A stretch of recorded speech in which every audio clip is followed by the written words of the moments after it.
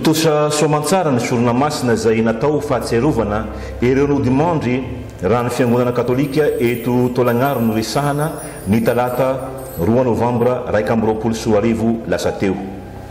Isan-taona dia misy izany fanolorana izany sorona masina izany eny amin'ny fasan'ny misiona izay fasana ilevenan'ireo razambe ampinoana eto amin'ny dioseze ny Tolagnaro. Ao ireo eveka ny fandimby, ao ihany koa ireo pretra, ireo religiozy lasy vavy ary misy kristianina nazoto tamin'izany fotoana izany no mileva. Ka isan-taona dia manokana andro anankiray ny kristianina rehetra eto tamin'ny tanàna manadio izany fasan'ny misiona izany mialoha ny hanaovana ny sorona masina.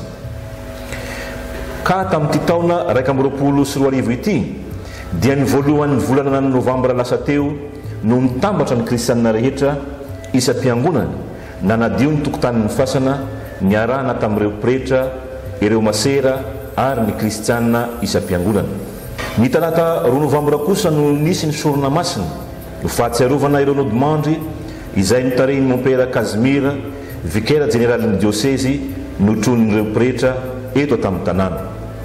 Nandritra ny fampianarana no namerimberenan'ny mompera vikera jeneraly ny fampianaran'ny fiangonana mahakasika ny fanajana ireo nodimandry, ny fitondrana ambavaka azy ireo, ny fikolokoloana ny fasana itoeran'izy ireo ary nampahatsiahy izy fa isika kristianina dia mbola misy ny fiainana aorian'ny fahafatesana. Tsara ho marina ihany anefa fa ity fasana ity dia efa intelo no avaozina.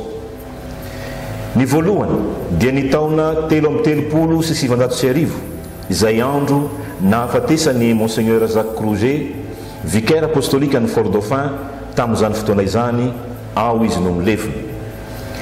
Ny fanavaozana faharoa kosa dia ny taona 1970, taona izay nankalazana ny fahazato taona niverenan'ireo misionera lazarista teto Tolagnaro.